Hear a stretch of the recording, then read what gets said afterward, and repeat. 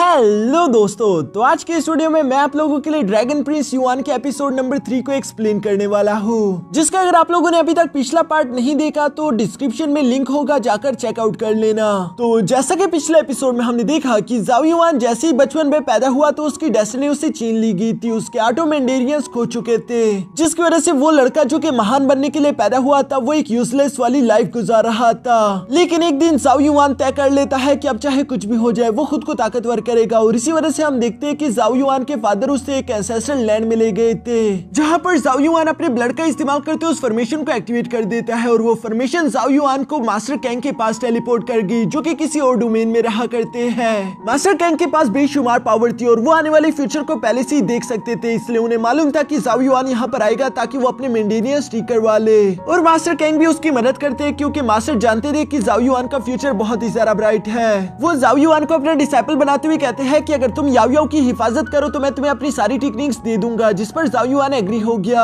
Master Kang भी खुशी खुशी अपनी सारी टेक्निक्स ज़ाओ युआन को पास आउट करके उन्हें वापस से अर्थ पर भेज देते हैं, जिसके बाद हम देखते हैं कि मास्टर ज़ाओ के पीछे वहाँ उसी प्लेनेट पर 3 गॉडली कल्टिवेटर्स आ गए थे, जिनके साथ वो अकेले फाइट करते हैं, और इस खतरनाक फाइट की वजह से हम लोगों को ये भी मालूम हो जाता है कि मास्टर जुआन की रियल ताकत क्या है। अब आगे दोस्तों, तो इस वीडियो में आगे बढ़ने से पहले मैं आप लोगों को एक एनिमे के बारे में बताना चाहता हूँ जिसका नाम है सीलिंग आइसलैंड। ये कहानी है एक गॉडली कल्टिवेटर की जिसे एक इंसानी लड़की से प्यार हो जाता है। कहानी काफी जरा जबरदस्त है, जिसका सीजन 2 भी जल्दी आ जाएगा, और इसके सीजन 1 को ऑलरेडी मेरी लड़की वाली दोस्त ने नरेटर अली वाले चैनल पर अपलोड कर दिया।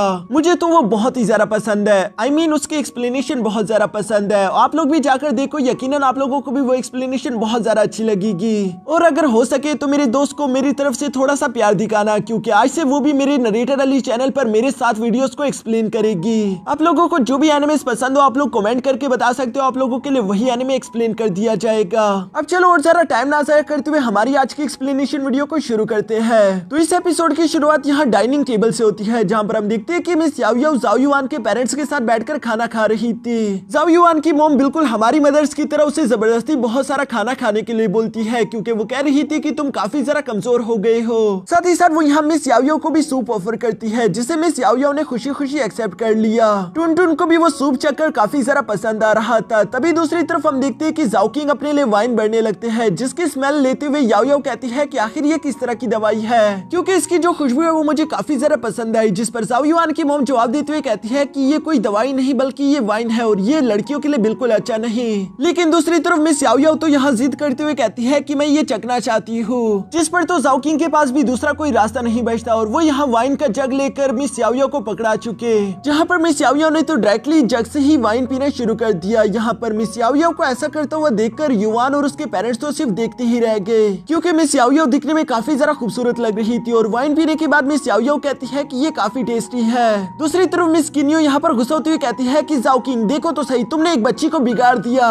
जबकि ये कहते हुए अचानक ही उन्होंने खांसना शुरू कर दिया। मिस याओ याओ को महसूस हो जाता है कि मिस किन्यो की एनर्जी काफी कम पड़ गई, इसलिए वो फौरन अपने पास से एक जेड लोटस फ्लावर आर्टिफैक्ट निकालकर यहाँ मिस किन्यो को ऑफर करते हुए कहते हैं कि प्लीज इसे एक्सेप्ट कर लीजिए, ये आपकी एनर्जी को वापस से ठीक कर देगा, जिस पर मिस किन्यो मना करते हुए कहती है कि नहीं नहीं, इसकी कोई जरूरत नहीं, वो तो बस एक मामूली सी वाइन है, भला इसके बदले मैं इतना कीमती ट्रेजर तुमसे कैसे ले सकती हूँ। दूसरी तरफ ज़ाओ युआन तो यहाँ पर अपनी मॉम की फिक्र करते हुए कहता है कि मॉम प्लीज इस आर्टिफैक्ट को एक्सेप्ट कर लीजिए, मैं मिस याओ याओ का ये एहसान जरूर चुका दूंगा, अभी के लिए आपकी सेहत ज्यादा इंपॉर्टेंट है। जो सुनकर आखिरकार मिस किन्यो मान गई। तभी अचानक वहाँ पर एक सर्वेंट आते हुए ज़ाओ किंग से कहता है कि एक बहुत बड़ी इमरजेंसी हो गई, हेडमास्टर चू टियानयांग आपसे मिलने के लिए आए हैं। इसके बाद नेक्स्ट सीन में हम देखते हैं जहाँ पर ज़ाओ किंग यहाँ एल्डर चू से मिल रहा था। चू टियानयांग असल में ग्रेट ज़ाओ एकेडमी का एक हेडमास्टर है, जो कि क्लास A का इंचार्ज भी था, और वो यहाँ पर इसीलिए आए थे ताकि वो ज़ाओ किंग को बता सके कि एक बहुत बड़ी प्रॉब्लम आ चुकी है, जल्दी बिग कंपटीशन शुरू होगा, जिस कंपटीशन के दौरान ज़ाओ एकेडमी की जितनी भी क्लासेस है वो सारी एक दूसरे के साथ कम्पीट करेगी। अब तो ऑलरेडी जानते हैं कि जो भी क्लास जीतेगी उसके पास ही सारे के सारे रिसोर्सेज जाएंगे, और हमारे क्लास ए के पास पहले रिसोर्सेज की बहुत ज्यादा कमी थी। लेकिन अब तो क्लास बी के हेड मास्टर मास्टर किन के इरादे भी बिल्कुल ठीक नहीं लग रहे, जो कि लगातार पिछले 2 साल से इस कंपटीशन को जीतते भी आ रहे हैं। लेकिन अगर इस बार भी वो लोग जीत गए तो हो सकता है कि डीन जू होंग मुझे हेडमास्टर की पोजीशन से हटा दे,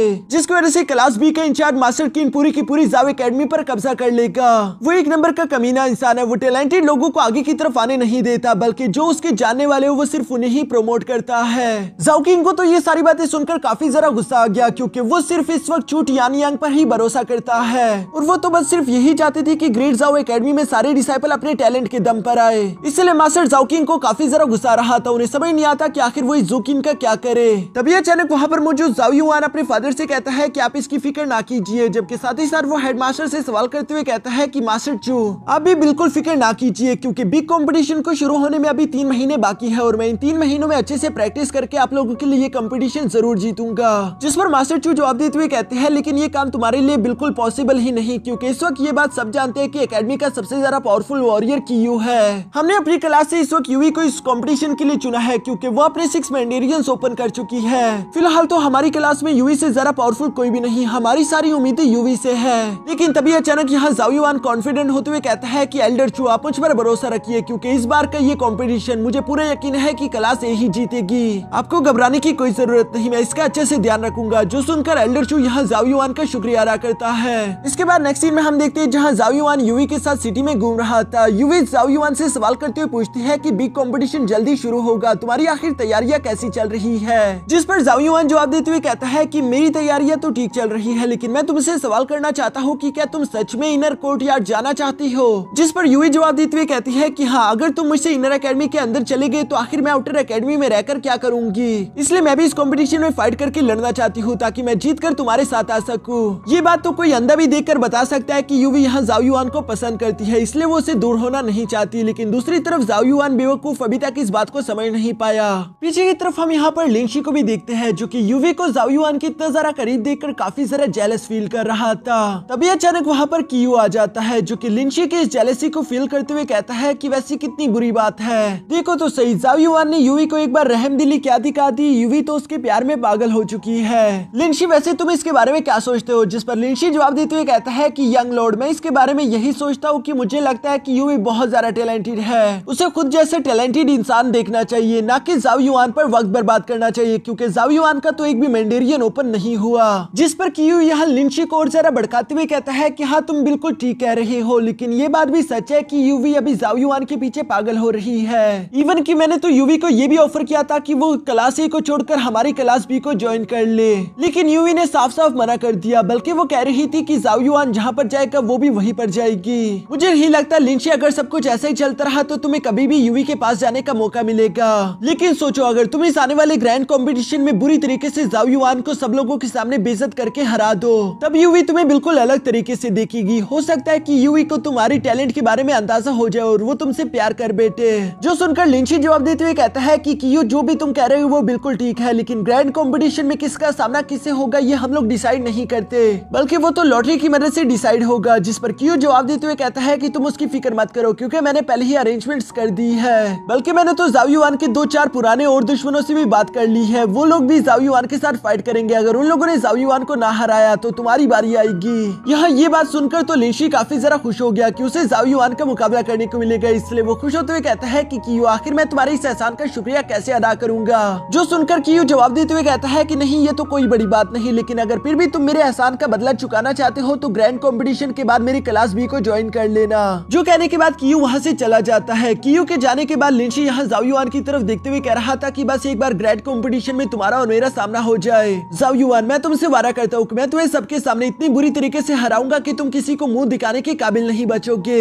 दोस्तों हो सकता है कि इस ग्रैंड कंपटीशन के बारे में आप लोगों को थोड़े बहुत कंफ्यूजन हो रहे हो, इसलिए सब कुछ मैं अभी से क्लियर कर देता हूँ। ये एक ऐसा कंपटीशन है जो कि हर साल में एक दफा होता है। पिछले कई सालों से लगातार क्लास बी से जीतती आ रही थी और इसी वजह से सारे के सारे पावरफुल कल्टिवेटर धीरे धीरे क्लास बी की तरफ चले गए, जिसकी वजह से क्लास बी काफी ज्यादा ताकतवर हो चुकी है। लेकिन क्लास बी का जो हेड मास्टर है वो बिल्कुल भी अच्छा इंसान नहीं, बल्कि वो पूरे के पूरे जाओ एकेडमी पर कब्जा करना चाहता है। इसीलिए क्लास ए के हेड मास्टर काफी ज्यादा परेशान थे। लेकिन दूसरी तरफ जाओ युआन ने उन्हें भरोसा दिलाया कि आप फिक्र ना करें, इस बार का ये कंपटीशन हम ही जीतेंगे, क्योंकि जाओ युआन ये बात जानता है कि उसने कुछ न्यू पावर्स हासिल की है जिसकी मदद से वो इस कंपटीशन को जीत जाएगा। लेकिन जाओ युआन की इन पावर्स के बारे में और कोई नहीं जानता। इसके बाद हमें नेक्स्ट डे यहाँ जाओ युआन का सीन दिखाया जाता है, जो कि मास्टर कैंग की तरफ से मिली हुई टेक्निक ड्रैगन ब्रेथ टेक्निक को प्रैक्टिस कर रहा था। इस ड्रैगन ब्रेथ टेक्निक की ये खासियत थी कि ये हेवन एंड अर्थ की एनर्जी को कंडेंस करके कल्टीवेटर की बॉडी में डाल सकती है, जिसे प्रैक्टिस करते हुए थोड़ी सी एनर्जी यहाँ जाओ युआन ने एब्सॉर्ब भी कर ली थी। इसलिए वो खुश होते हुए कहता है कि चलो अच्छा हुआ, इतने दिनों की मेरी मेहनत जाया नहीं हुई, बल्कि मैं ड्रैगन ब्रेथ टेक्निक को अच्छे से सीख गया हूँ। जिस पर मिस याओ याओ यहाँ ज़ाओ युआन को जवाब देते हुए कहती है कि तुमने क्या कहा? तुम्हें सच में लगता है कि मेरी ग्रैंडपा की कोई भी टेक्निक इतनी ज्यादा कमजोर होगी? तुम ड्रैगन ब्रेथ टेक्निक की 0.1% को भी नहीं सीख पाए। चलो ठीक है, टुनटुन इसे दिखाओ कि ड्रैगन ब्रेथ टेक्निक कैसे परफॉर्म करते हैं। जो सुनकर हम देखते हैं कि वो क्यूट सा कुत्ता टुनटुन फौरन से यहाँ मैदान में आ गया, जो कि इंसानों की तरह बिल्कुल उस टेक्निक को प्रैक्टिस कर रहा था। ये देखकर ज़ाओ युआन हैरान होते हुए मिस याओ याओ से सवाल करके पूछता है कि आखिर ये किस तरह का बीस्ट है, ये इंसानों की तरह प्रैक्टिस कैसे कर सकता है? जिस पर मिस याओ याओ जवाब देते हुए कहती है कि बकवास बंद करो और सिर्फ टेक्निक को अच्छे से देखो। जो सुनकर तो ज़ाओ युआन यहाँ टुनटुन को गौर से देख रहा था और वो देख पाता है कि टुनटुन की ब्रीथिंग टेक्निक काफी जरा कमाल की थी। उसके पोस्टर के साथ उसका सारा के सारा मूवमेंट काफी अच्छे से मैच हो रहा था। उसका हर एक इनहेल और एक्सहेल बिल्कुल मैचिंग में है। इसी वजह से टुनटुन ने वहाँ पर हेवन एंड अर्थ की काफी जरा एनर्जी कंडेंस कर ली थी, जिसकी वजह से ऑलमोस्ट वहाँ पर एक ब्लैक होल भी क्रिएट हो गया था। यानी कि टुनटुन ने एक ही बार ड्रैगन ब्रेथ टेक्निक से काफी जरा एनर्जी अपनी बॉडी में समा ली है। ये देखकर तो ज़ाओ युआन इंप्रेस होते हुए कहता है कि हाँ, ये तो मानना पड़ेगा कि ड्रैगन ब्रेथ टेक्निक बहुत ही ज्यादा खास है। मैं अभी तक इसके फुल पोटेंशियल को नहीं सीख पाया। जबकि साथ ही साथ वो टुनटुन की रियल एबिलिटीज देखकर भी काफी ज्यादा शौक था, इसीलिए वो टुनटुन को रिस्पेक्ट पेश करते उसे काफी ज्यादा खाना लाकर दे देता है। असल में ज़ाओ युआन को टुनटुन से डर लग रहा था कि कहीं किसी दिन टुनटुन गुस्सा ना हो जाए और उसकी वाट ना लगा दे। यहाँ टुनटुन को खाना खिलाने के बाद हम देखते हैं कि ज़ाओ युआन ने एक बार फिर से ड्रैगन ब्रेथ टेक्निक को प्रैक्टिस करना शुरू कर दिया था और इस बार वो ड्रैगन ब्रेथ टेक्निक को पहले से ज्यादा बेहतर परफॉर्म कर रहा है। जो देखकर तो मिस याओ याओ भी यहाँ ज़ाओ युआन की तारीफ करते हुए कहती है कि वाह, तुम काफी जल्दी सीख गए। दूसरी तरफ हम देखते हैं कि ज़ाओ युआन ने इस ड्रैगन ब्रेथ टेक्निक की वजह से काफी ज्यादा एनर्जी एब्सॉर्ब कर ली थी, जिसकी वजह से उसके मैंडेरियन ठीक हो सकते हैं, लेकिन साथ ही साथ उसे काफी ज्यादा इंटरनल पेन भी हो रहा था। मिस याओ याओ तो ये देखकर ज़ाओ युआन से कहती है कि हाँ, तुमने क्या सोचा था कि ये टेक्निक कितनी आसानी के साथ तुम मास्टर कर लोगे? शुरू में इसमें काफी ज्यादा दर्द होता है, मैं तो तुम्हें समझा भी नहीं सकती कि शुरू में मुझे कितना पेन हुआ था। ये कहते वो जैसे ही ज़ाओ युआन की तरफ देखती है, ज़ाओ युआन तो दोबारा से अपनी जगह पर खड़ा हो गया और उसे अब कोई तकलीफ नहीं हो रही थी। जो देखकर तो मिस याओ याओ को अपनी आंखों पर यकीन नहीं आता। जबकि दूसरी तरफ ज़ाओ युआन तो दोबारा से ड्रैगन ब्रेथ टेक्निक करने के लिए रेडी हो चुका था, क्योंकि वो काफी ज्यादा खुश होते हुए कहता है कि ये टेक्निक बहुत अच्छी है। अगर मैं इस टेक्निक को जल्दी जल्दी परफॉर्म करूँ तो हो सकता है कि मैं जल्द से जल्द अपने सारे के सारे मैंडेरियंस भी अनलॉक कर लूँ। मिस याओ याओ तो उसे डांटते हुए कहती है कि क्या तुम मरना चाहते हो? ड्रैगन ब्रेथ टेक्निक को कोई भी इंसान दिन में एक बार ही परफॉर्म कर सकता है, क्योंकि इसमें काफी ज्यादा पेन होगा। जिस पर ज़ाओ युआन जवाब देते हुए कहता है, लेकिन मैं तो बिल्कुल नॉर्मल फील कर रहा हूँ, ऐसा लगता है कि मैं दूसरी बार भी इस टेक्निक को प्रैक्टिस कर सकता हूँ। ये सुनकर मिस याओ याओ अपने मन में कहती है कि कहीं ये इसी वजह से तो नहीं क्योंकि ज़ाओ युआन जब पैदा हुआ था तो उसके आटो मैंडेरियन शुरू से ही ओपन थे, साथ ही बचपन में उसके पास ड्रैगन ब्लेसिंग भी थी। हो सकता है कि ये इसी वजह से इतनी ज्यादा दर्द को आसानी के साथ झेल पा रहा हो। दूसरी तरफ हम देखते हैं कि अब तक ज़ाओ युआन ने एक बार फिर से ड्रैगन ब्रेथ टेक्निक को प्रैक्टिस करना शुरू कर दिया था। जबकि मिस याओ याओ उसे गौर से देखते हुए अपने मन में कहती है कि मैं देखना चाहूंगी। ये बात तो सच है कि ये लड़का बिल्कुल नॉर्मल नहीं, लेकिन मैं ये देखना चाहती हूँ कि आखिर ये ड्रैगन ब्रेथ टेक्निक को एक दिन में कितनी बार परफॉर्म कर सकता है। यहाँ कुछ देर बाद हम देखते हैं कि ज़ाओ युआन थक कर नीचे गिर गया और वो गिरते हुए कहता है कि बस अब और मुझसे नहीं होगा। जबकि मिस याओ याओ यहाँ ज़ाओ युआन के पास आकर कहती है कि ऑलरेडी तुमने एक दिन में 4 दफा इस टेक्निक को परफॉर्म कर लिया, खुद को अंडर एस्टिमेट मत करो क्योंकि ये बहुत ही ज्यादा अनयूजुअल है। मुझे शुरू में लगा था कि मेरे ग्रैंडपा वैसी बिला वजह तुम्हारी ज्यादा तारीफें कर रहे थे, लेकिन अब देखकर मालूम हुआ कि हाँ, वो जो भी कह रहे थे बिल्कुल सच था। यहाँ ग्रैंडपा की बातों से ज़ाओ युआन को याद आया कि ग्रैंडपा ने तो ये भी कहा था कि याओ याओ के पास काफी ज्यादा पावर्स है, लेकिन वो अपनी पावर्स को एक्टिवेट नहीं कर सकती। तो इसका मतलब ये भी होगा कि मिस याओ याओ तुम्हें हेवनली मार्क्स के बारे में काफी कुछ मालूम है। जिस पर मिस याओ याओ जवाब देते हुए कहती है कि हाँ, तुमने बिल्कुल सही कहा। ज़ाओ युआन तो ये सुनकर खुश होते हुए मिस याओ याओ से कहता है, फिर मुझे थोड़ी बहुत हेवनली मार्क्स के बारे में कुछ सिखा दो ना। वैसे भी जल्दी एक ग्रैंड कंपटीशन आने वाला है, जिससे पहले मैं खुद को तैयार करना चाहता हूँ। जिस पर मिस याओ याओ जवाब देकर कहती है कि नहीं, मुझसे उम्मीद मत रखो क्योंकि मुझे सिखाना नहीं आता और ये काम बहुत ज्यादा पकाऊ है। दूसरी तरफ ज़ाओ युआन भी तो यहाँ पर मिस याओ याओ की कमजोरी के बारे में जानता था, इसलिए वो मिस याओ याओ से कहता है कि अगर तुम मुझे हेवनली मार्क्स के बारे में सिखाओगी तो मैं तुम्हें इस पूरे की पूरी सिटी की सबसे बेस्ट वाइन पिलाऊंगा। जो सुनकर तो मिस याओ याओ फौरन एग्री हो गई और वो यहाँ ज़ाओ युआन से पूछते हुए कहती है कि बताओ कि आखिर हेवनली मार्क्स को बनाने के लिए सबसे इंपॉर्टेंट चीज क्या है। जिस पर ज़ाओ युआन जवाब देते हुए कहता है कि वो है सोल। मिस याओ याओ भी ये सुनकर जवाब देते हुए कहती है कि हाँ, तुमने बिल्कुल सही कहा, लेकिन ज़ाओ युआन क्या तुम देख पा रहे हो कि तुम्हारी सोल कितनी ज्यादा कमजोर है? तुम सिर्फ एक लेवल 1 के हेवनली मार्क्स को भी बड़ी मुश्किल से क्रिएट कर पाते हो। अगर तुम्हें मुझसे ट्रेनिंग चाहिए और तुम चाहते हो कि मैं तुम्हें पावरफुल हेवनली मार्क्स के बारे में सिखाऊं तो उसके लिए तुम्हें अपनी सोल को और ज्यादा स्ट्रॉन्ग करना होगा, जिसके लिए मेरे ग्रैंडफादर ने ऑलरेडी तुम्हें केओस वॉइड टेक्निक दी थी। अगर तुम उसका इस्तेमाल करो तो जल्दी तुम अपने सोल को स्ट्रॉन्ग कर सकते हो। ये सारी बातें सुनकर हम देखते हैं कि नेक्स्ट डे से ज़ाओ युआन ने अपनी सोल को स्ट्रॉन्ग करना शुरू कर दिया था, जहां पर वो अपने केओस वॉइड टेक्निक का इस्तेमाल करता है। इस केओस वॉइड टेक्निक की वजह से हम देखते हैं कि ज़ाओ युआन की सोल पोर्टल एक अजीब से खाली स्पेस में पहुंच गई थी, जहां पर जाओ युआन के सामने एक ब्लैक होल पोर्टल भी आ जाता है और साथ ही साथ जाओ युआन को एक आवाज सुनाई देती है जो कि जाओ युआन को इस टेक्निक के बारे में समझाते हुए बोलती है कि तुम्हें इस पोर्टल के पार जाना होगा, जो कि इस तरह के टोटल यहाँ पर 9 पोर्टल्स है। जैसे जैसे तुम इन पहले पोर्टल्स को पार करोगे तो तुम्हारे ऊपर एक प्रेशर पड़ेगा। अगर तुम्हारी बॉडी उस प्रेशर को झेलने की काबिल हो जाए, इसका मतलब तुम्हारी सोल स्ट्रॉन्ग हो चुकी है। लेकिन याद रखना, ये प्रोसेस पूरा की पूरा दर्द से भरा होगा। जाओ युआन भी ये सुनकर समझ जाता है कि इस टेक्निक का नाम वैसे ही केओस नहीं है। इस टेक्निक में मुझे काफी ज्यादा दर्द होगा, लेकिन जाओ युआन ये दर्द झेलने के लिए तैयार था क्योंकि वो खुद को ताकतवर करना चाहता है। जिसकी वजह से हम देखते हैं कि जाओ युआन तेजी के साथ मूव करते हुए फौरन से उस फर्स्ट पोर्टल के अंदर इंटर हो गया। लेकिन दूसरी तरफ आते साथ ही अचानक उसकी सोल पर काफी ज्यादा प्रेशर पड़ा, जिसकी वजह से वो वहीं पर डिस्ट्रॉय हो गई और जाओ युआन बिल्कुल उसी बाहर पहली वाली जगह पर आ जाता है, जहाँ पर जाओ युआन दर्द से कहता है कि ये बहुत ज्यादा खतरनाक था। मुझे तकलीफ भी हुई, लेकिन लगता है कि मुझे ये बार बार करना होगा, तभी मेरी स्ट्रॉन्ग ताकतवर हो पाएगी। वैसे भी ये बात हर कोई जानता है कि अगर कोई भी लोहा ताकतवर होना चाहता है तो उसे पहले आग की भट्टी में खुद को झोंकना होगा। ये कहते साथ ही जाओ युआन एक बार फिर से आगे की तरफ पोर्टल में बढ़ चला, जहाँ पर बार बार मरते हुए वो बार बार रीजनरेट होता और बार बार वो पोर्टल के अंदर बढ़ता ही रहता। जाओ युआन ने ये प्रोसेस काफी देर तक किया, जबकि बाहर की तरफ मिस याओ याओ यहाँ जाओ युआन का इंतजार ही कर रही थी, क्योंकि जाओ युआन की रियल बॉडी तो यहाँ बाहर कल्टीवेशन करने के लिए बैठी हुई थी और अंदर उसकी सोल ये सारे टेस्ट दे रही है। जहाँ पर अचानक या कुछ देर बाद हम देखते हैं कि जाओ युआन की बॉडी से काफी ज्यादा एनर्जी अनलीश हुई, यानी कि वो फर्स्ट पोर्टल के अंदर सक्सेसफुली इंटर हो गया और अब उसकी बॉडी डिस्ट्रॉय नहीं हो रही। ये देखकर मिस याओ याओ यहाँ पर जाओ युआन से सवाल करते हुए पूछती है कि तुमने फर्स्ट लेवल को पार कर लिया, लेकिन ये बताओ कि आखिर तुम्हें पोर्टल के अंदर जाने के बाद कितनी दफा मरना पड़ा। जाओ युआन जवाब देते हुए कहता है कि टोटल 89 बार। ये सुनकर तो मिस याओ याओ काफी ज्यादा सरप्राइज हो गई, क्योंकि इतनी बार कोई भी लगातार ये प्रैक्टिस नहीं कर सकता।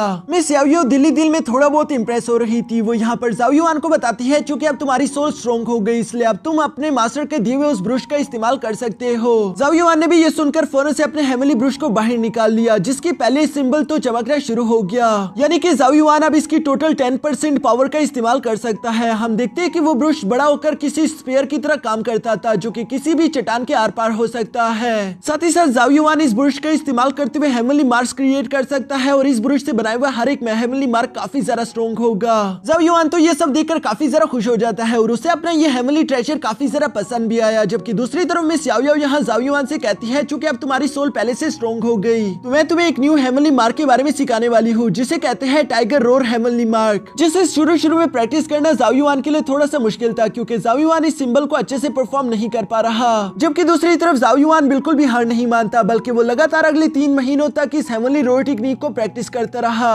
साथ ही साथ वो अपने ड्रैगन ब्रेथ और क्रेओस वॉइड टेक्निक को भी छोड़ता नहीं, बल्कि 3 महीनों तक लगातार इन टेक्निक्स को प्रैक्टिस करने की वजह से आखिरकार हम देखते हैं कि वो इन्हें मास्टर कर चुका और यहाँ टेस्ट का भी वक्त आ चुका है, जहाँ इस ग्रेट एग्जामिनेशन टेस्ट को देने के लिए सारे के सारे डिसाइपल अरीना के बाहर पहुंच चुके थे। मिस युई भागते भागते फौरन से यहाँ जाओ युआन के पास पहुंच गई, जिसे देखकर जाओ युआन खुश होते हुए कहता है कि वाह, तुमने अपना एक और मैंडेरियन अनलॉक कर लिया, तुम तो काफी अच्छे से कल्टीवेशन कर रही हो। जिस पर मिस युई जवाब देते हुए कहती है कि तुम भी कुछ कम नहीं, तुमने भी पिछले 3 महीनों में काफी ज्यादा मेहनत की है। दूर से कियो भी यहाँ जाओ युआन को देखकर कहता है कि यानी कि जाओ युआन भी इस कंपटीशन में हिस्सा लेगा। मैंने इस चीज की उम्मीद तो नहीं की थी, लगता है कि हमारा यूर मेजेस्टी खुद को कुछ ज्यादा ही ताकतवर समझता है। यहाँ ये सब के सभी जाओ युआन के खिलाफ प्लानिंग कर रहे थे। दूसरी तरफ क्लास बी का टीचर भी क्लास ए की टीचर से कहता है कि इस बार का कंपटीशन भी हम लोग ही जीतने वाले हैं, फिर उसके बाद ये पूरी की पूरी ग्रेट जाओ एकेडमी हमारे कंट्रोल में होगी। जो सुनकर क्लास ए का टीचर जवाब देकर कहता है कि आपको इतनी जल्दी ये सब नहीं सोचना चाहिए, मैंने भी अपने क्लास ए के डिसाइपल्स को अच्छी ट्रेनिंग दी है और इस बार का मुकाबला काफी सख्त होगा।